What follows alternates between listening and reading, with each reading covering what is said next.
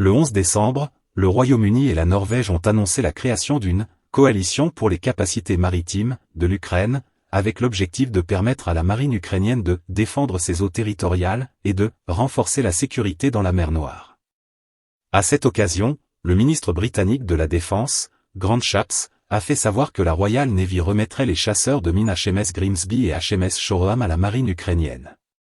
Ces navires fourniront à Kiev des capacités vitales qui contribueront à sauver des vies en mer et contribueront à sécuriser les routes maritimes cruciales pour l'exportation des céréales ukrainiennes via la mer Noire, avait-il expliqué. L'importance de doter la marine ukrainienne d'une telle capacité a été démontrée le 28 décembre dernier. Ce jour-là, un vraquier battant pavillon panaméen a heurté une mine alors qu'il se dirigeait vers un port du Danube pour y charger une cargaison de céréales.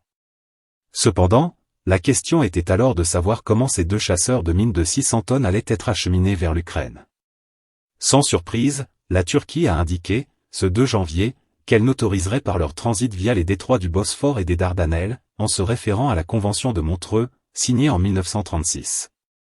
La Turquie met en œuvre la Convention de Montreux de manière impartiale et méticuleuse, a fait valoir la présidence turque, via un communiqué.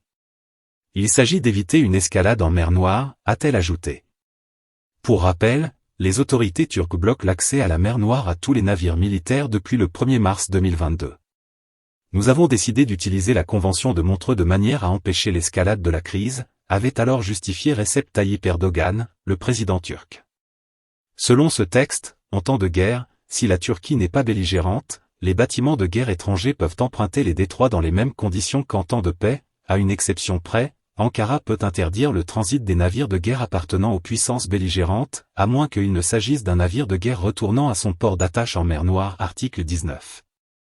Dans le cas où la Turquie serait belligérante, le passage des navires de guerre étrangers est laissé entièrement à la discrétion du gouvernement turc, article 20. Les chasseurs de mines sont purement défensifs et ne constituent pas une menace pour la marine russe. Ils sont également nécessaires pour éliminer les mines qui menacent la navigation commerciale, a déclaré l'analyste militaire Aaron Stein, dans les pages de War on the Rock, en septembre dernier. Ils pourraient donc transiter par le Bosphore et les Dardanelles, que la Turquie contrôle, sans violer la Convention de Montreux, ce qui faciliterait l'exportation de céréales par une route qui longe la côte occidentale de la mer Noire, avait-il estimé.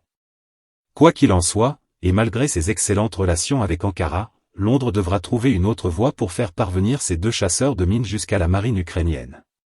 Celle-ci pourrait passer par le canal à grand gabarit Rhin-Main-Danube. Abonnez-vous à la chaîne pour ne rater aucune vidéo.